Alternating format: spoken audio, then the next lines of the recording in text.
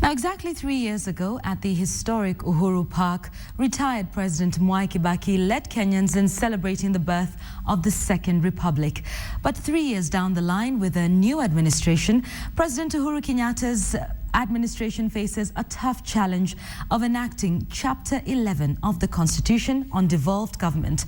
Already, the government is facing rebellion from within, pushing for a referendum to force the central government to disburse more funds to the counties. Here's Sam Ogina with the details. The referendum stalemate has eclipsed the country's third promulgation anniversary. The government faced with the real test of anchoring devolution, a key pillar of the constitution. The Supreme Law created a two-tier level of governance, cutting down power of the central government to create counties.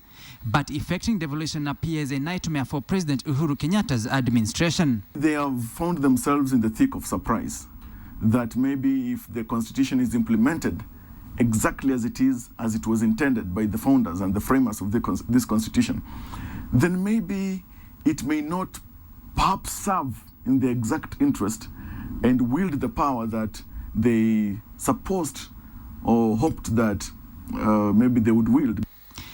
Governors are on an overdrive to amend the 3-year-old constitution, buoyed by support from the CORD coalition.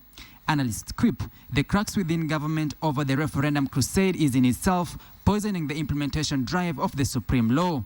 It is nearly evident that there is no sufficient political goodwill. A manifestation of this can be seen on how members of the same government, members of the same coalition, start pulling apart or pulling different ways. The National Assembly's earlier war over pay equally threatened enactment of various bills. But after the SRC caved in, awarding them their millions, MPs made a turnabout to embark on their legislative duties. Nonetheless, MPs extended the enactment period of the Media Bill 2013 and the Kenya Communication Amendment Bill 2013 from 27th of August to December 27th, a 4-month extension period. Equally, the antagonism between the Senate and the National Assembly on the county bills provided a real risk to devolution.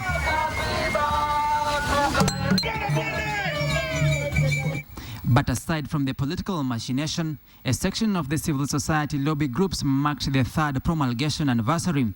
The group under the banner Coalition for Constitution Implementation warned against the referendum, saying it might open the constitution to mutilation. We have seen some of the work that has been done, or some of the issues that are put in front are not in the spirit of the constitution.